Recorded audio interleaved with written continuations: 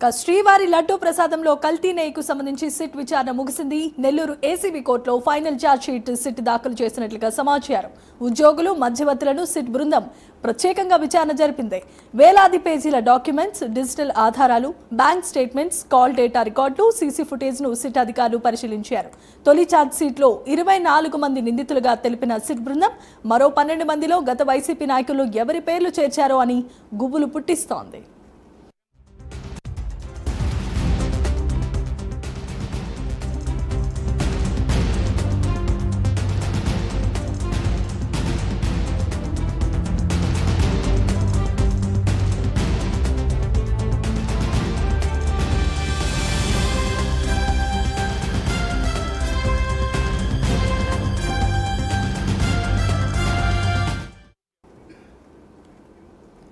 Right, ఇక తిరుమల తిరుపతి దేవస్థానంలో కల్తీ నెయ్యికి సంబంధించి సిట్ అధికారుల దర్యాప్తు బృందం ఇంకా దర్యాప్తును చేస్తోంది. ఫైనల్ ఛార్జ్ షీట్ ని కూడా దాఖలు చేశారు. దీంట్లో సంచలనమైన విషయాలు వెలుగులోనికి వస్తున్నాయి.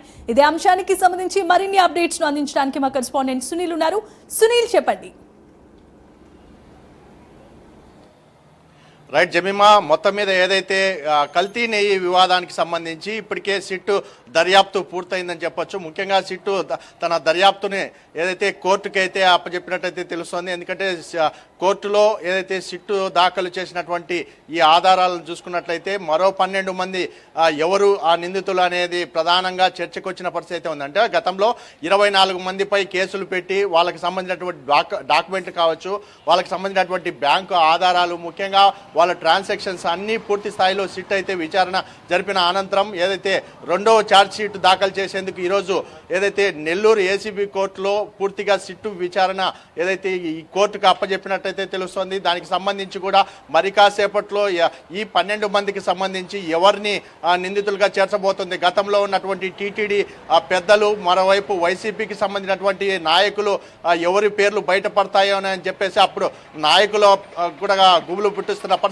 ఇక్కడ కనపడుతుంది. ఎందుకంటే ఆ 12 మంది ఎవరు, ముఖ్యంగా గతంలో ఉన్నటువంటి టీటీడీ ఉన్నతాధికారులా, లేకపోతే గతంలో ఉన్నటువంటి వైసీపీ హయాంలో పనిచేసినటువంటి నాయకుల అనేది పూర్తిగా తేలాల్సిన పరిస్థితి ఇక్కడ కనపడుతోందని చెప్పొచ్చు. ఏదేమైనప్పటికీ కల్తీ నెయ్యి వివాదానికి సంబంధించి ఇప్పటికే భారీ స్థాయిలో అంటే 12 రాష్ట్రాల్లో దీనికి సంబంధించి ఈ సిట్టు బృందం పూర్తిగా వారిపై జరిపినటువంటి దాడులు కావచ్చు, ముఖ్యంగా విచారణకు సంబంధించి భారీగా బయటపడిన పరిస్థితి అయితే ఉందని చెప్పొచ్చు. ముఖ్యంగా సుమారు 15 నెలల నుంచి ఈ సిట్టు బృందం 30 మందితో కూడినటువంటి ఈ సిట్టు బృందం భారీ స్థాయిలో ఇక్కడికి అంటే ఆయా రాష్ట్రాలు, ముఖ్యంగా మొదటగా చూసినట్టయితే ఇటు తమిళనాడు, ప్రతి రాష్ట్రంలోనూ సంబంధించినటువంటి సిట్టు బృందం పూర్తిగా తనిఖీలు నిర్వహించడం కావచ్చు, ముఖ్యంగా ఆ ఫ్యాక్టరీలకు సంబంధించి ఎవరెవరు ఉన్నారు వారి ఇంటి వద్ద సోదాలు చేయడం కావచ్చు. ముఖ్యంగా గతంలో వైసీపీకి సంబంధించినటువంటి మాజీ టీటీడీ చైర్మన్ వైవి సుబ్బారెడ్డిని కూడా ఏదైతే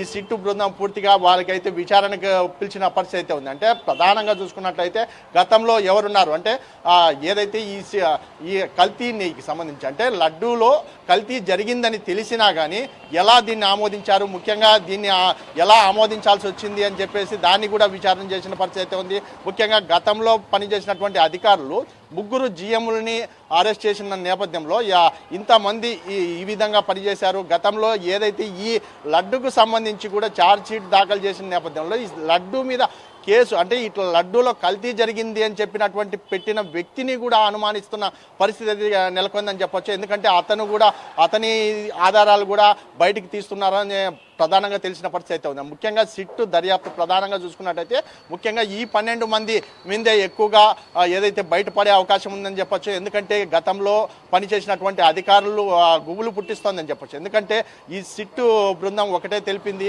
ముఖ్యంగా గతంలో 12 మంది ఎవరనేది కోర్టుకు కూడా ఏదైతే తెలిపినట్టయితే తెలుస్తుంది. దానికి సంబంధించి మరి కాసేపట్లో దీనిపై ఛార్జ్ షీట్ దాఖలయ్యే అవకాశం ఉంది.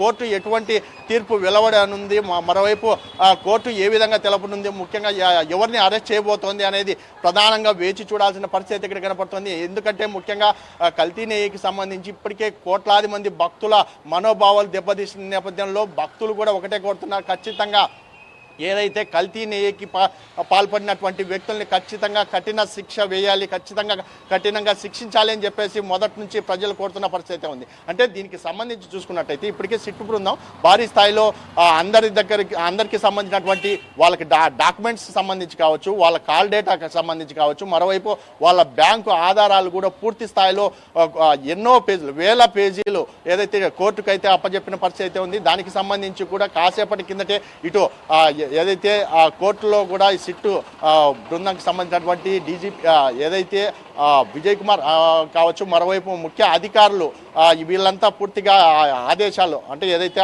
అధికారులు మొత్తం అక్కడ వచ్చిన నేపథ్యంలో ఈ రోజు కోర్టుకి పూర్తి స్థాయిలో తుది జాబితా ఇచ్చినట్టయితే తెలుస్తోంది. Jemimah, thanks for the update Sunil.